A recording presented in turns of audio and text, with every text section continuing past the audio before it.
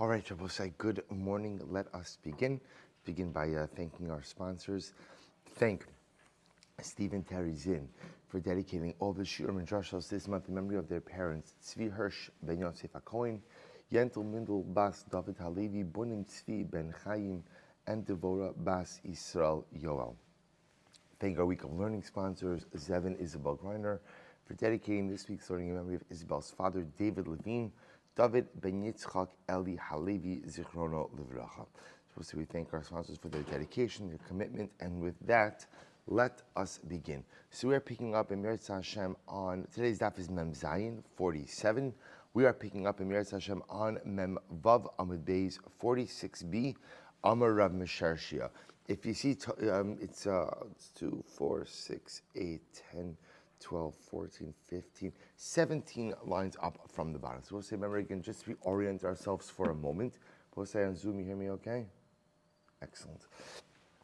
So we'll say, so remember again, just reorient ourselves a little bit. So remember, we were talking yesterday, the Gemara ended off by advancing these, we'll call it principles of machlokes. What does it mean, principles of machlokes? That whenever you see machlokes between A and B, the machlokes always follows A. You know, Rabbi Yossi, Rabbi Akiva, Rabbi Shimon, Rabbi Huda, that the halacha always follows a particular person. We had then a three-way machlokes as to what exactly these principles mean. Are the principles to be followed literally, that halacha lamaisa, again, every single time you see a machlokes in these two opinions, that again, halacha always follows this individual. So we saw three machlokes. Could be that the halacha is yes, could be the halacha is that sometimes we go ahead and we slant, right, that we advise an individual. Sometimes the halacha is that we darshan this publicly. So we saw three machlokes. Fine. Now the Gemara says, Amar Mesharshia, lesnu lahani klali. Rabbi Mesharshia says the truth is these principles do not apply at all. Principles don't apply at all, right? These are interesting ideas, but halacha l'maaseh, they're actually not binding principles. The Gemara says, from where do we know this? Minali l'Rab Mesharshia. Where does Rab Mesharshia know that these principles are not in fact binding? The Gemara says, supposedly perhaps it comes in the following case. And what's going to be very interesting now is we're going to see a series of different cases that are really quite fascinating. So the Gemara says, we have the following cases. This nan, Rabbi Shimon Omer, Lemah Davar Domer, to what can this be compared? This is in the Mishnah. To what can this be compared? Legimel Chatzeros Hapsuchos Zu Lezu Psuchos Shusarabim. To three Chatzeros that are open one to the other and are open to Shusarabim. Supposedly this was the case in the Mishnah. Remember again, you had three Chatzeros, one right arranged in a row, that were each open to each other and open to their Shusarabim. So what's the halacha? Erevu Shtayim Achitzonios, Achitzonos Ilantzos, Himutar Siman, Vehimutar Simah. So if the two outer ones make a chatzer with the inner one, so they could carry to the inner one, and the inner one could carry to them. However, Shtayim Achitzonios, Asuros Zoimzu. But the two outer chatzeros are asur one to the other. So the Gemara says, Amrav Chama Bar Goria Amarav, Halacha Rabbi Shimon. And it was Rabbi Chama Bar Goria said the name of Rab, then in that case, the halacha follows Rabbi Shimon. But one second. Uman Paligale, who was arguing on Rabbi Shimon? Rabbi Huda. Rabbi Huda, Ahai Vaha. Amrit Rabbi Huda, Rabbi Shimon, Alach Rabbi Huda. We'll say, but one second, we said just before in the principles that were espoused, we said that whenever there's machlokes, Rabbi Huda, Rabbi Shimon, pasking Rabbi Huda, but yet here the Gemara is paskening like Rabbi Shimon. Elalaf Shmamina Lesnu. So therefore, this leads to Mesharshia to the conclusion that clearly the principles espoused do not work. Do not work. Interesting idea, but Allah so we're not bound by these principles. The Gemara says, one second. Oh my kusha, dilma hecha de itmar, hecha de lo itmar. Look at Rashi, hecha de itmar, last Rashi in the daf. Behedja, halacha k'Rabbi Shimon, itmar, v'chi kailin and Rabbi Huda of Rabbi Shimon, halacha k'Rabbi Huda, lehecha de lo itmar, hilcha lo kimar v'lo kimar. Both sides. So listen to this. The Gemara suggests maybe the principles work in the following way. When the Gemara decides on a halacha, right? The Gemara decides that halacha lemaisa, the halacha follows someone. Okay, so the Gemara decides that I don't need the principles to fall back on. So when the Gemara tells you that the halacha follows, for example, Rabbi Shimon, then the halacha follows Rabbi Shimon. When do the principles play a role? The principles of machlokes play a role when the Gemara leaves something unresolved. In other words, I will say, this is very interesting. When we read these principles, Notice when I'm using the word principles, but when we better to say when we learn these rules of machlokes, right? That when A disagrees with B, the halacha always follows A. C disagrees with D, the halacha always follows D. When we learn those rules of machlokes, that's when the Gemara leaves something unresolved.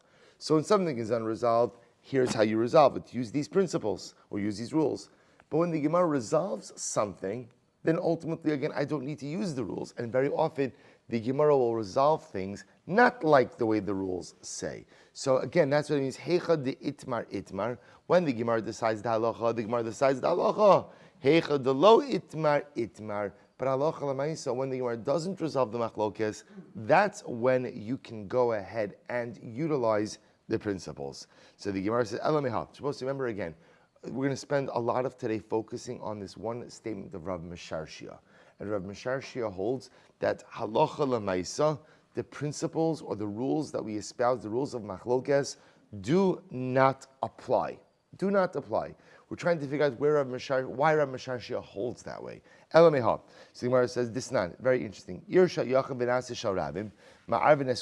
to learn this case a bit later on. Actually, really very interesting about Irshal Yachid, Irshal Rabim. So literally a city of an individual, city of the public. So we'll see that there are two different definitions. We're not really going to get into this now because this is just kind of being brought in a secondary fashion. But Irshal Yachid, Irshal is machlokes. What does it mean? So it could mean, by the way, Irshal Yachid, Irshal Rabim could actually mean the reflective of the amount of pedestrian traffic. That a Irshal Rabim, a public city, is one that has more than 600,000 people traveling through it, versus an Irshal Yachid is a city with less than that amount of traffic. That's possible. Or it could also mean a publicly owned city versus a privately owned city. Bless you. So we'll say, so either way, the Gemara says as follows. Irshal Yachid v'naseh shal Rabim. If you had an individual city and it became then a public city, ma'arvin eskula, you could go ahead and make an eruv for the entire city. However, it says the Gemara shal Rabim, v'nasis shal Yachid. But if you have a city that belonged to the public and then it was privatized, right, or it became a private city, ein ma'arvin eskula, ela imkin oseh chusala ki'ir chadasha shebi Yehuda sheyesh ba chamishim diun de Rabbi Yehuda. This is actually very interesting. So Rabbi Yehuda holds that if halacha l'maisa you have a private city that became public, no problem, you can make an eruv throughout the entire city. But if you had a public city which became private, you must leave a certain. You can make an eruv, provided that you leave a certain amount of space outside of the eruv. How much space do you have to leave outside of the eruv? Ultimately, again, like a brand new city in Yehuda, which ultimately, again, would be a city of 50 residents. Div Rabbi Yehuda. We'll see why that is in just a moment. Rabbi Shimon says, top of Mem Zayin, Shalosh Chatzeros Shal Shnei Batim. You don't have to leave out an area of 50 residents. Rather, all you need to do is leave out an area of 3 Chatzeros comprised of 2 homes. And we'll say again, there's a lot more details to this that we'll see when we actually get to the real sugya. And Rav Chaim Bar Guria is telling of Rav that the halacha follows Rabbi Shimon, namely that you need to exclude when you have a city that was public and became private, you can go ahead and make an eruv throughout the entire city, but you must exclude some amount of space from that eruv. And how much space? Rav Chaim Bar Guria says, like Rabbi Shimon, 3 chatzeros comprised of 2 batim. But say, just as an aside, the concern over here in a city which was public and then becomes private is the concern that maybe it will become an Irshal Rabim again. And if it becomes an Irshal Rabim, we don't want people to forget their obligations when it comes to eruv of a public city. That's why we leave some amount unenclosed in order to serve as a reminder should the city revert back to its original status. Okay, so the Gemara says that the halacha is like Rabbi Shimon. Ayuman Paligal. Who's arguing Rabbi Shimon? Rabbi Huda. Rabbi Huda. But 1 second, in the rules of machlokes, you said that whenever there's machlokes in Rabbi Huda and Rabbi Shimon, the halacha follows Rabbi Huda, and yet here you're passing like Rabbi Shimon. So Misharshia says, you see from here that's what the rules don't apply. To which the Gemara is also going to give the same answer over and over. My kusha, Dilma hachanami heicha de itmar. Lo itmar. Rather, Rabbi saying, no. Maybe what it means is like this. The rules of machlokes work in the following way. When the Gemara explicitly says that the halacha follows a particular opinion, that's who the halacha follows. We don't use the rules. The rules are only there to help us resolve unresolved cases. So when the Gemara leaves something open and doesn't come to a conclusion, that's when you could go ahead and use the rules. But when the Gemara tells you that halacha follows Rabbi Shimon, halacha follows Rabbi Shimon, elameha. So also rather Rabbi Sharshia felt that the rules don't apply from the following case. This nan, interest, listen to this. Hamaniach es beiso, v'halach lishpos, biracher. So we'll say, we're going to see all of these cases that the Gemara is kind of bringing up in rapid fire. We're going to devote significant time to each of these cases. So right now, we're kind of only touching on them a bit peripherally, or a bit, I'll say superficially. But again, we'll come back to each of these cases. Hamaniach is beiso, v'halach lishpos, biracher. So let's listen to this.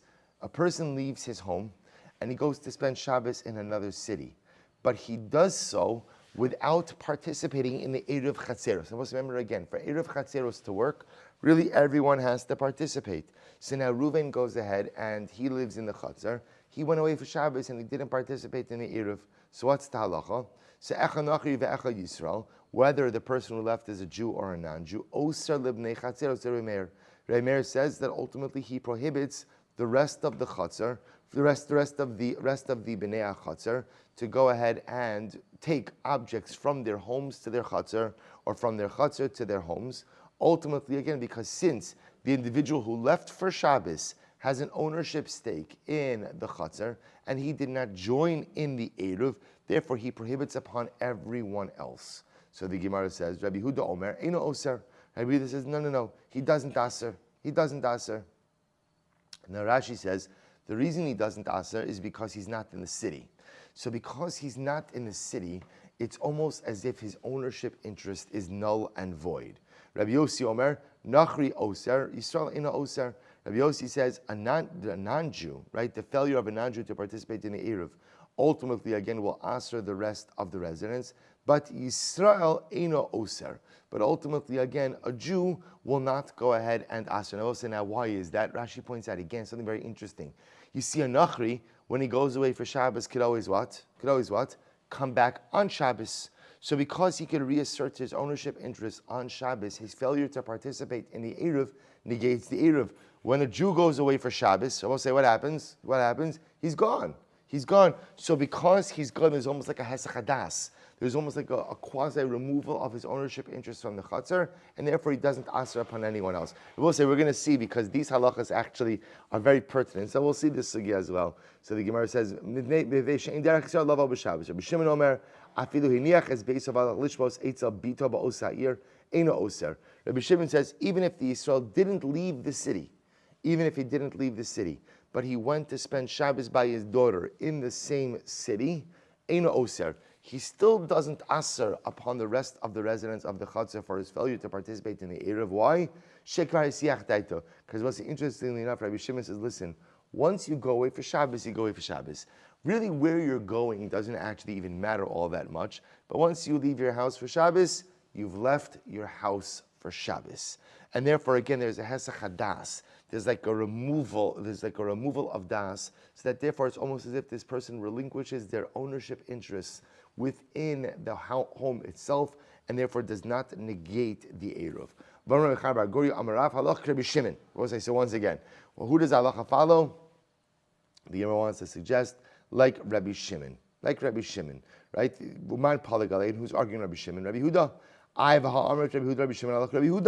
But we said before in the principles, right, in the rules of machlokas, that when there's machlokas Rabbi Shimon, halacha follows Rabbi Huda. So Misharshi again says, you see from here that we are disregarding these rules, which clearly indicates to us what? The rules don't apply. Umay kushya. So says the Gemara, what's the question? So Misharshi says again, maybe not. In other words, the Gemara says, maybe not. Maybe again. Even if you agree that the rules are effective, the rules are only effective where the Gemara doesn't resolve the machlokas. So if the Gemara gives the conclusion, that's how you paskin. If the Gemara doesn't give the conclusion, then we'll employ the rules. Elamiha. Rather, Mshashe says from here, this nan v'zeu sha'amru ha'ani ma'ariv b'raglov. So it's very interesting. An ani, a poor person, could establish his Shabbos domicile with his feet. Which also means the ani shows up in a particular location, and when he shows up in that location, he establishes his domicile, and his 2,000 amas are measured from there. Rabbi Meir says, Ein lanu ella ani.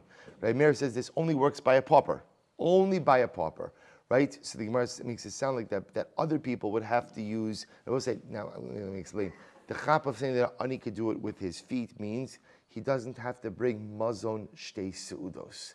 He doesn't require food to create an Eruv, he just requires his person, which of course is a big kula, because it's much less expensive to establish your makom shvisa with your body than it is with your food. To which the Gemara says, no. Rabbi Yehuda omer echad ani ve'echad ashir.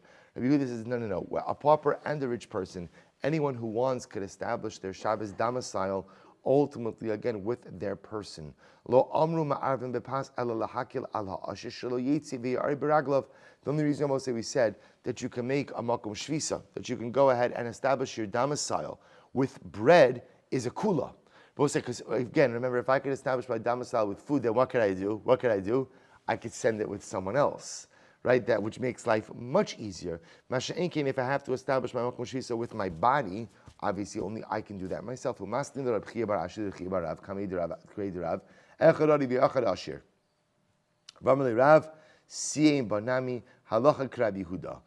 said also the halacha follows Rabbi Yehuda. The Gemara says, Tarti lam, so why do I need both statements? I was going to say, why is there a need for the Braisi here to say that the halacha follows Rabbi Yehuda? After all, again, look back to the rules of machlokes, and the rules of machlokes tell me whenever there's machlokes Rabbi Yehuda, the halacha follows Rabbi Yehuda. So the Gemara says, "Umay kushya, Dilma Rav Leslie Lahani Klali." Rabbi Rav, because we'll say Rav is the author, right? Rav is the one who's talking over here.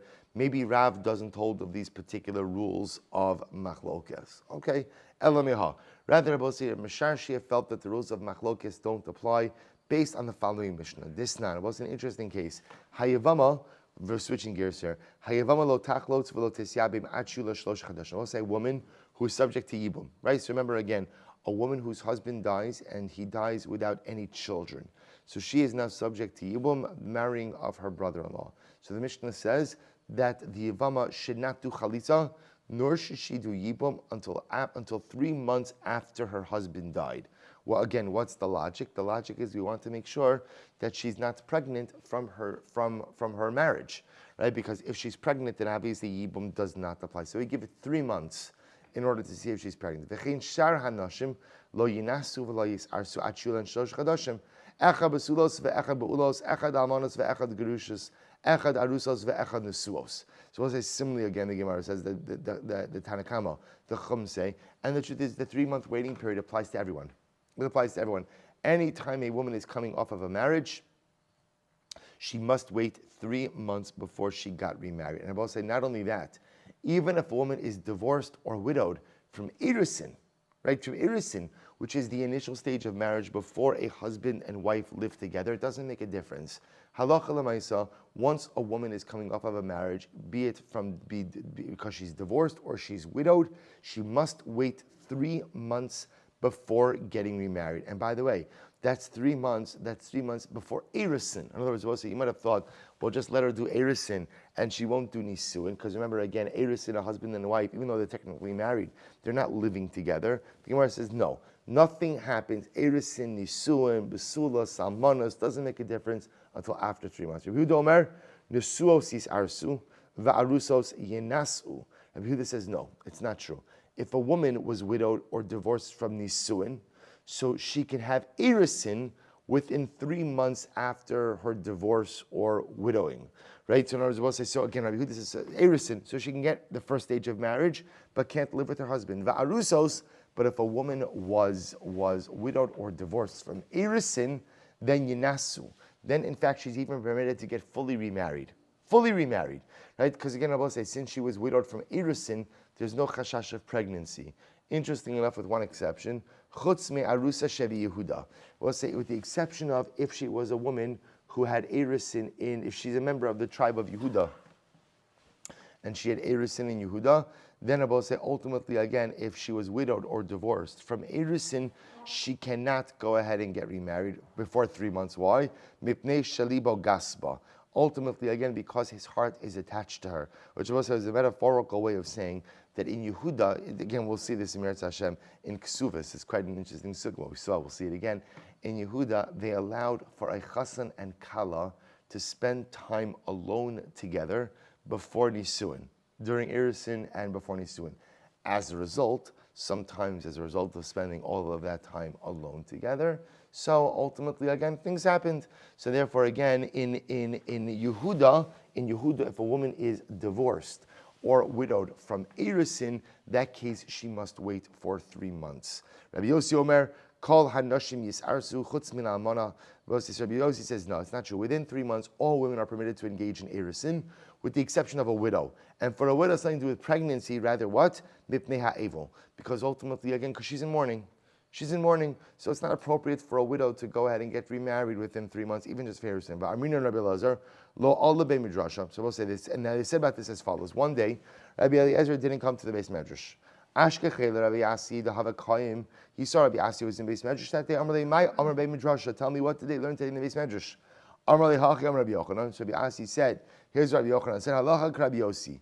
The halacha follows Rabbi Yossi when it comes to this 3-month waiting period, namely that according to Rabbi Yossi, no one has to wait for Erisin, right? You could have Erisin within 3 months. You just have to go and wait for Nisuin, except in Almana because of Avelos.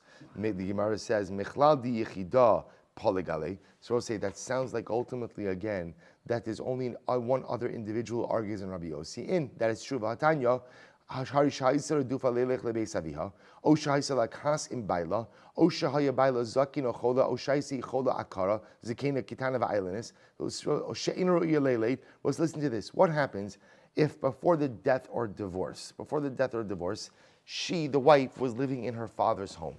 Right? Whatever the reason is, she wasn't living with her husband, right? And therefore, again, she was living in her father's home. Or she had a very terrible relationship with her husband, and therefore we'll say the common denominator in all these cases are, we're pretty sure there was no physical intimacy. Either she wasn't there, she was living in her father's home, they had a terrible marriage, or her husband was old or sick, or she was old or sick, or she was a minor or an islandess who wasn't capable of having children, or her husband was incarcerated, so I will say, or or if she miscarried immediately after the death of her husband. Then I will say, now in all of these cases, the Gemara's common denominator is, we know she's not pregnant. We know she's not pregnant. So we'll say, so what do you do in a case we know she's not pregnant? Rabbi Meir still holds, we'll say that Allah in all of these cases, even though we know she's not pregnant, she still must wait 3 months. Which I will say, right, you understand Rabbi Meir's logic. Rabbi Meir's logic is, it's a low plug. It's a low plug. I will say, we see this all the time in rabbinic law, that you can't, in order for a law to kind of hold, it has to apply in all situations. The moment that halacha l'maaseh applies here doesn't apply here, applies in this case, is the moment that it fundamentally erodes. So therefore, again, Meir says that the halacha of 3 months applies everywhere.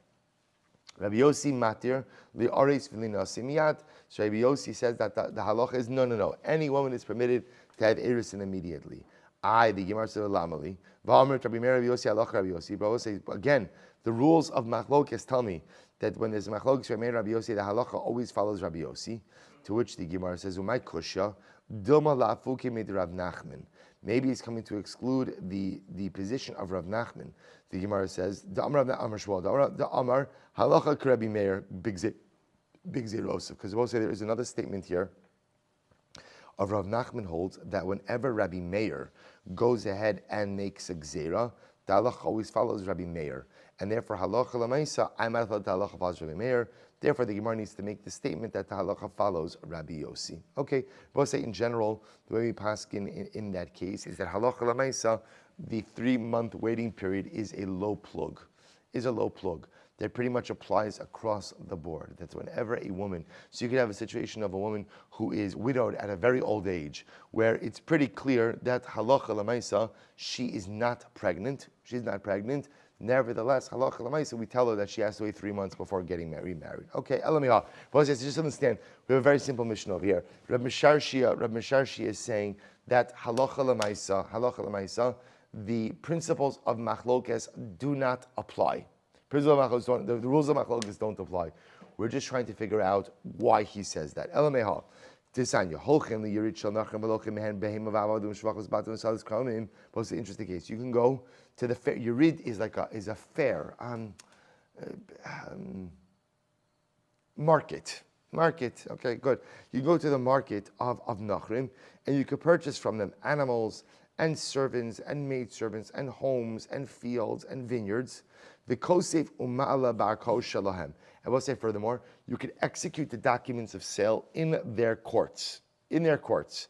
Because we'll say if you do this, then halacha l'maisa, it's as if you're going in and saving it from the hands of the Gentile. Now, what does this mean? Now, interestingly enough, generally, we don't like to go to our kosher nachrim, right? We do not like to go to Gentile courts. Because ultimately, again, what it does is it goes in and bolsters the Gentile system of law. It's one of the times of the Gemara.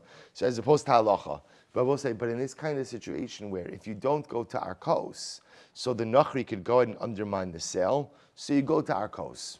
You go to their courts. So the Gemara says, listen to this. So the Gemara says, not only that, and if he was a Kohen, ultimately, again, he wants to purchase, we're going to say this is real estate, he can go to Chutz La'aretz and go ahead and literally work out the business deal with them.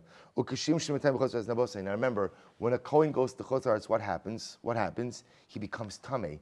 There is rabbinic Tumah in Chutz La'aretz. Anyone in Chutz La'aretz. The logic for that is because the rabbis felt that people were not careful, Nachrim were not careful with how they buried their dead in Chutz La'aretz, and therefore there was a general concern that wherever a Kohen could go, it could be an area of an unmarked grave.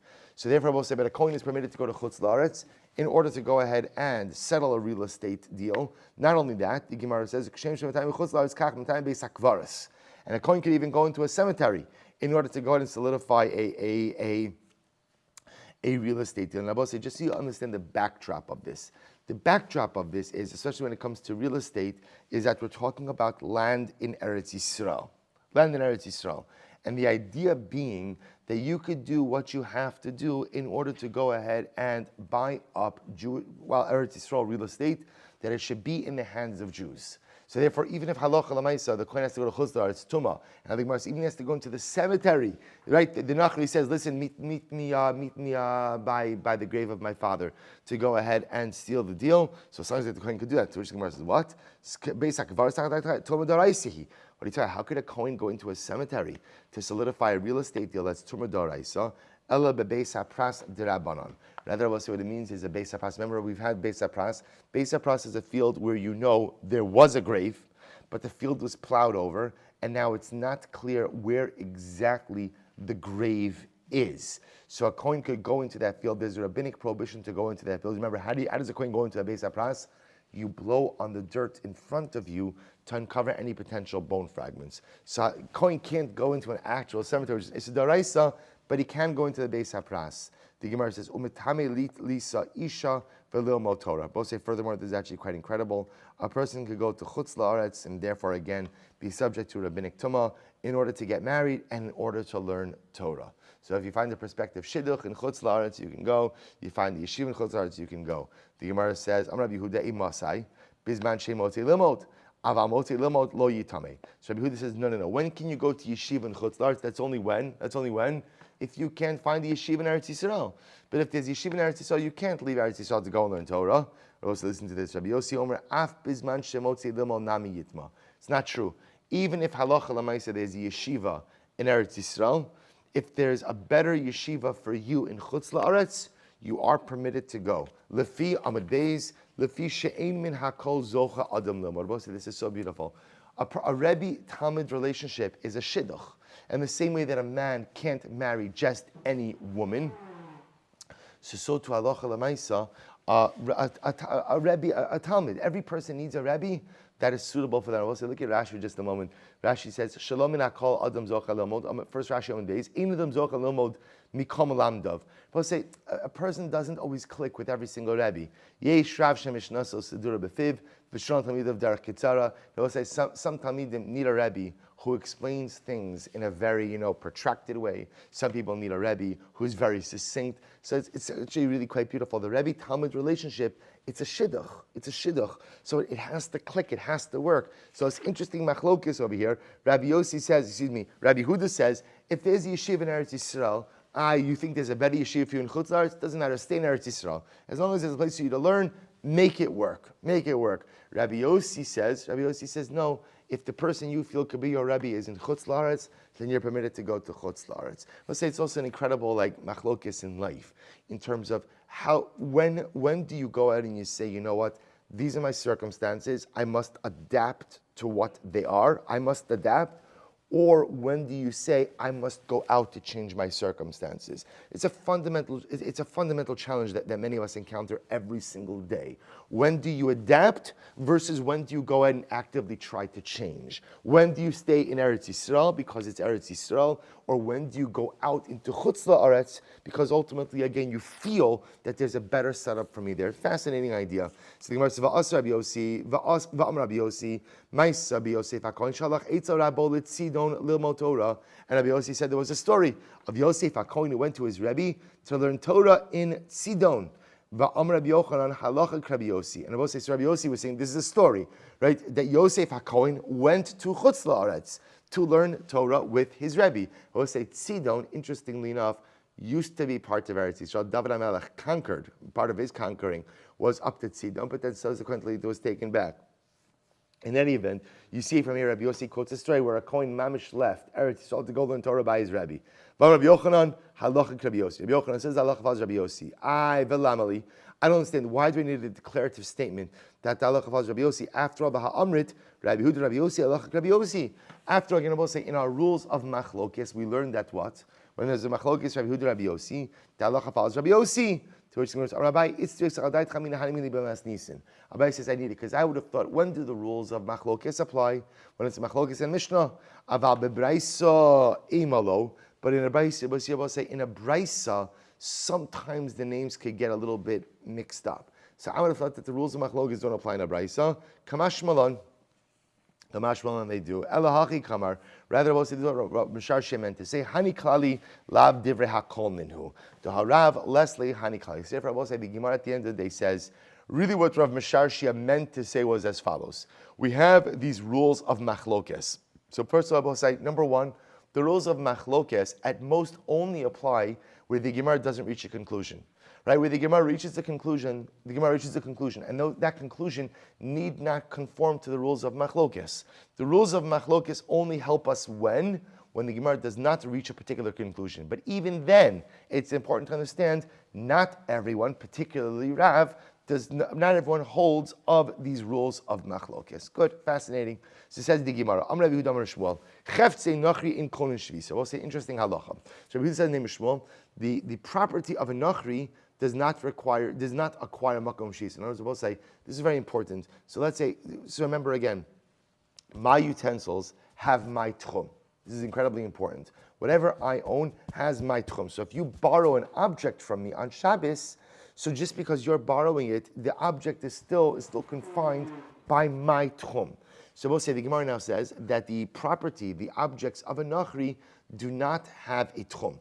Don't require makom shisa, which we'll say would mean that what? That Allah Chalamayse, if you borrow a utensil from a nachri, what's the tchum of that object? What's the tchum? Whatever your tchum is, whatever the borrower's tchum is. So the Gemara says, Leman, whose opinion does this reflect? Says the Gemara,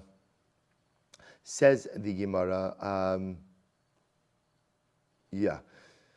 Fine, says the Gemara, Ilim Rabbanon, Pshita, Hashta Chefze Hefker de Leslu Bailim in Kolon Shvisa, Chefze Nachrim de Islu Bailim Mibai. So we'll say, according to the Rabbanon, Chefze Hefker, remember going back a few days, right? Ownerless objects, according to the Rabbanon, do not acquire a Makom Shvisa. If ownerless objects do not acquire a Makom Shvisa, then certainly, again, the objects owned by a Nachri don't acquire a Makom Shvisa. Because you also remember, again, Nachrim are not bound by the halachos of Tchum. So essentially, Lagabi Hilchos Tchumin, right? The property of a Nachri is no different than Chefse Hefker. Ella Ali with Rabbi Yochanan ben Nuri. Rather must Rabbi Yochanan ben Nuri. Because you also remember again, Kamash Walon, Anyone Rabbi Yochanan ben Nuri konin shvisa hanimili cheftzei hefker the less lu bailim. But we'll say Rabbi Yochanan ben Nuri holds that cheftzei hefker are konin shvisa. That we'll say ownerless objects acquire a makom shvisa, a domicile, where they are, and therefore they have 2,000 amos of mobility from the area upon which they were situated at the onset of Shabbos. But even Rabbi Yochanan ben Nuri says that's by cheftzei hefker because they have no owners. But cheftzei nochri that ultimately again have owners, ultimately, but yet their owners are not bound by Hilchos Shabbos. Those objects do not acquire a makom shvisa, and therefore, Allah Kalamais, if you were to borrow an object from a nachri, from a Gentile on Shabbos, halacha lemaisa, that object would take on your tchum.